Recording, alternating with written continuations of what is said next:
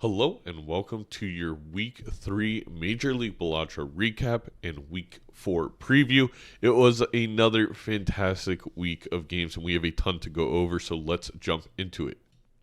Gothic Lord UK and I kicked off Week 3 with Gothic looking to solidify first place in the division and myself looking for my first match win. I went ahead and chose Zodiac deck for Game 1 while Gothic chose Purple Stake, and that stake choice made all the difference as I grabbed a speculative Eternal Oops All Sixes that ended up being the difference due to its increased chances of breaking glass. Gothic took home Game 1 with Glass Aces, a big campfire, and some acrobatics. Game 2 was Plasma White Stake, where I perfected the chips to molt transition, sweeping the game without losing a life and putting up E13 with Bloodstone to finish things off. The final game was Painted Deck White Stake, and with a bold Ouija sigil play, maybe influenced by chat a little bit, I was able to rely on a double idol I created with an Ankh and take home my first match win in the league, 2-1 over Gothic. The next game was Raffle versus Bear, which would decide who would gain first place in the blue division following Gothic's loss. The first game was one for the ages on Ghost Deck White Stake. The pair battled life for life until one life remained on each side. The difference would come down to a single glass card held by Raffle, who would take the game E16 to E15. The second game would be played on Erratic Gold Stake and turned out not nearly as cinematic. The scene was brutal for both sides, who lost lives to the blinds. Bear was just unable to sneak out of the ante-3 small blind and lose the game 2 lives to none, unable to find any molt generation, and Raffle would take the match 2-0. Our first match of the week in the red division, Dr. Spectre, still undefeated heading into this game, was ready to duke it out on White Stake Plasma Deck with Nandre. The first game was looking very promising for Nandre, taking a 4-1 life lead. However, Doc was able to complete the transition from chips to molt with glass cards and soared back, winning 4 straight PvP battles and taking Game 1.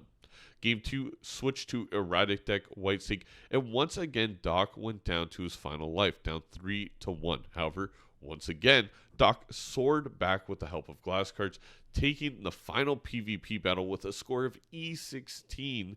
This moved Doc to 9 points on the season and a perfect 3-0 match record.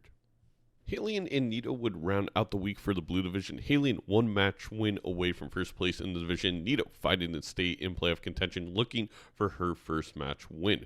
Zodiac Deck White Stake was the arena for the first battle. The game went back and forth until it was a 2-1 life lead in favor of Nito. Then with the help of the final hand available from Seltzer, Nito was able to clinch the game with Glass 2s and Hack, scoring exactly twice Halion's score, showing how important that Seltzer was. Game 2 moved to Erratic Deck Black Stake, which was Nito's choice.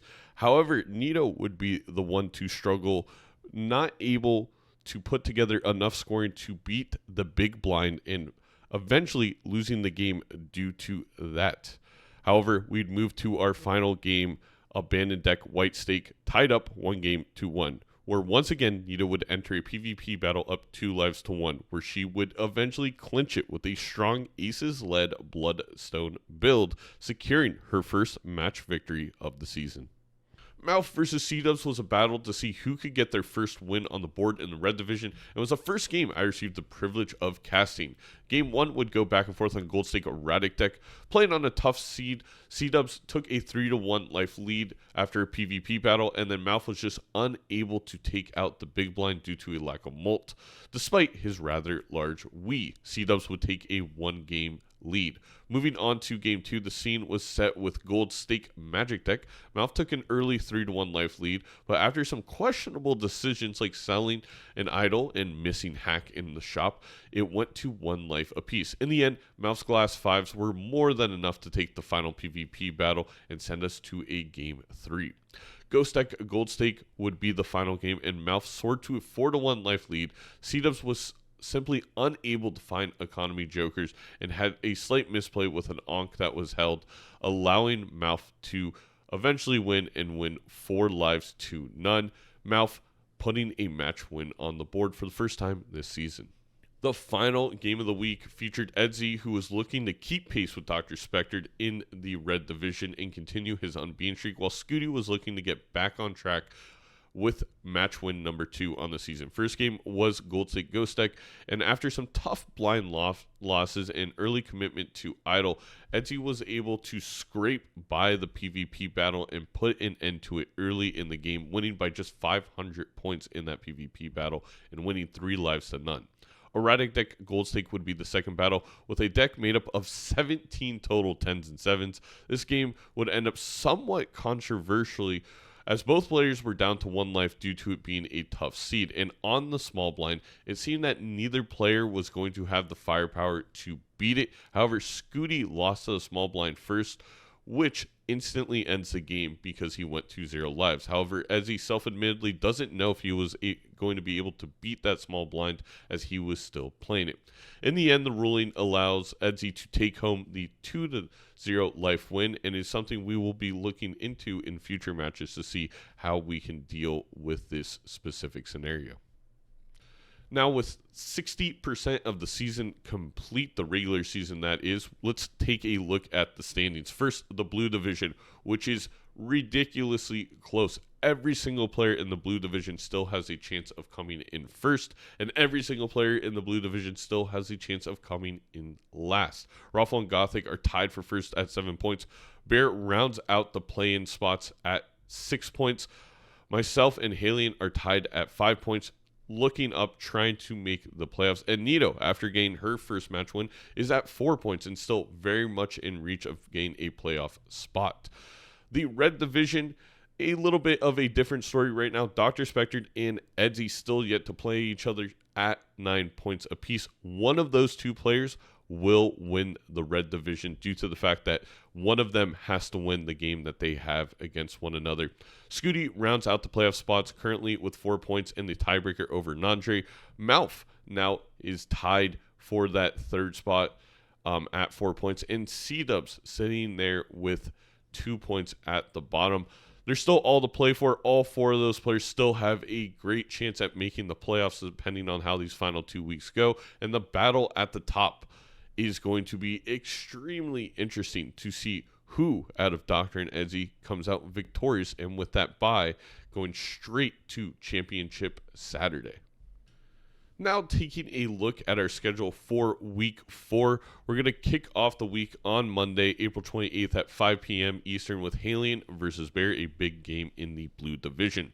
The next game will be on Tuesday, April 29th at 2 p.m. between Raffle and Gothic. Again, 2 players towards the top of the blue division battling it out. On that day, we also have Scooty versus C-Dubs at 8 p.m. Eastern. Next, we're looking at Thursday. We have Dr. Spectre versus Edzy at 3 p.m. Eastern. Again, Thursday, May 1st. Do not miss this. This will be the game of the week, maybe the game of the regular season. This will likely decide who wins the red division. Don't miss it. Then, after that game, you can come enjoy Zaino, myself taking on Nito at 5 p.m. Eastern. Again, a very close battle between us, and whoever wins will have a very good shot at making the playoffs. It is going to dictate a lot. To round out the week, we have the Friday foray with Nandre. We got Mal versus Nandre at 1 p.m. Eastern, Friday, May 2nd.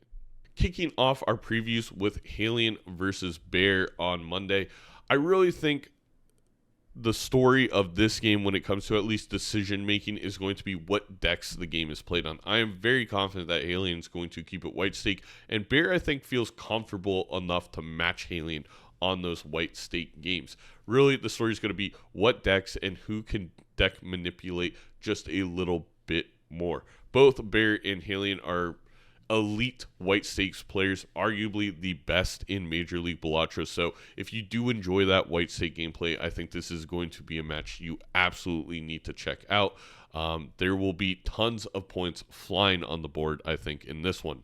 Our next matchup is Raffle versus Gothic, and this one is extraordinarily intriguing. We know Raffle is going to go gold stake without a doubt, but Gothic has been playing high stakes for most of his matches, albeit on purple stake, where you don't have those perishable and rental tax, which do make a huge difference, especially when it comes to decision making in multiplayer Balatro because you need certain jokers. So sometimes you're willing to take that perishable or rental, but of course that puts a big damper on your economy, can put a big damper on your plans if you get a good perishable joker. But now, that's going to go away and you can't find a better version, a non-perishable version, while you hold the perishable version. So it will be a little bit different for Gothic, but I do think out of all the players in the blue division, these two play the highest stakes the most consistently. So it's going to be a very great matchup, especially if you enjoy that high stakes Balatro gameplay. I foresee Gothic choosing purple stake, Raffle choosing gold stake, and then battling it out. I would not be surprised to see 3 games in this one. We have Scooty versus C-Dubs. C-Dubs still looking to put his first win on the board, but it very likely could come here. While Scooty has been open to playing higher stakes difficulty, I do think that Scooty would actually have the advantage on the lower stakes in this matchup. C-Dubs is just going to continue playing those gold stakes, and I think every single week C-Dubs has improved his gameplay in that matter. So I do believe that if 2 out of these 3, or maybe all 3 of these games are played on gold stakes, C-Dubs has a very good chance of getting his first win on the board, and therefore having a good chance at still making the playoffs. However, I'm intrigued to see if Scooty brings the difficulty down a little bit, whether it's all the way down to white stake or even just to something in the middle, like a black stake.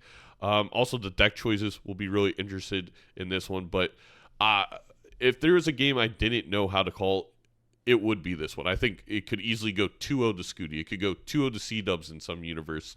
There's a huge range of outcomes, but I think it will likely turn into a very competitive, very interesting game, as they're pretty evenly matched up in this one.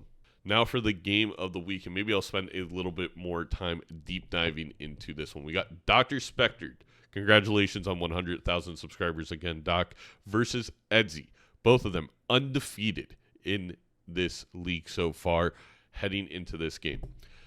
What is very intriguing to me is Dr. Spectred, despite being, I think, not even arguably, the greatest gold stakes Balatro player on the planet, got C++ without ever losing a game, has enjoyed playing on white stake difficulty, and I do think, tends to lean that way for multiplayer because Doc knows how to utilize everything available to him to min-max perfectly, especially on the lower difficulties where maybe the decision making in the economy is a little bit more straightforward. Meanwhile, Edsy is not going to play anything but gold stake. So depending how the coin flip goes, we're either going to probably have 2 white stake games or 2 gold stake games. While that could be the difference, I do think both of these players are more than talented enough to take a win off of the other on their stake choice. What is going to really decide this game, in my opinion, is who maybe holds on to econ jokers or deck manipulation for too long.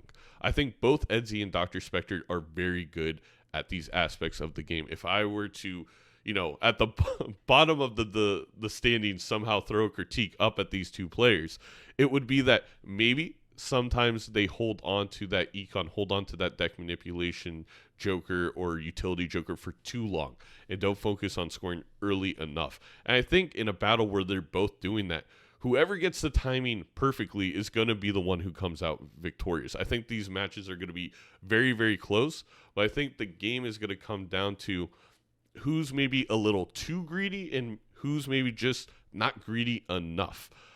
And what that is going to lead to, in my head, is extremely close scores. And what is also going to matter in this game is who takes the early PvP battles, because both of these players are going to be willing to sacrifice those early PvP battles to make sure their deck is in the perfect spot, their econ is in the perfect spot. But remember, your life is a resource in this game as well. So if you're down to your final life, well, there's no more holding off. You have to try and win that PvP battle while your opponent can continue to hold on to utility and econ jokers. So keep a very close eye out to who takes the lead in the early PvP battles, because I think in a game this close with this talented of players, that is what's going to be the difference, because it gives that person just a little bit more leeway for the rest of the game. Now for the preview of my game against Nito, and if there's been someone to impress so far in Major League Balatro, I think it is Nito, who has taken massive strides from when we played our first game to when we've played our last game. And I think Nito is now one of my dark horses to make a deep playoff run. She has looked fantastic. She has really learned how to deck manipulate. I think that lesson with Dr. Spectre has created a very scary opponent in the blue division in Nito. And my curiosity is, where does this game go? I'm playing in it, and I really don't know. I don't know what deck. I don't know what stake either one of us is going to want to play. We've played quite a few scrims against one another. We know how the other person goes about the game, so I foresee this to be very close, and I foresee every single PvP battle end up scoring very closely, as we tend to make pretty similar decisions. I think the game will come down to who min-maxed the small little decisions better, whether that is how long to hold on to a certain tarot card, or just making sure that you're utilizing things like tarot blocking or planet blocking in the shops, and that's, you hold a certain card so it can't show up again. Those little decisions, I think, are going to be what decides the game between myself and Nito in this week. Our final game of the week will feature Malfa and Nandre, both currently tied in the play-in spot for the red division at 4 points, so this game matters. And what I find very intriguing about this game is Malf is going to want to play gold stakes, Nandre probably going to lean white stakes, but the deck choices, both of them kind of like chaos, and I think we're going to end up with erratic and plasma deck games, which always end up being very intriguing. And if we do get a plasma game, I think the key here is who is actually going to be able to transition from chips to mult. That has always been the key. That always will be the key in multiplayer plasma deck games. Is yes, you can utilize those chips to take some early lives off your opponent, but at some point, the game is long enough that one of you is going to have time to switch to mult. And who's going to do it first? Who's going to do it better?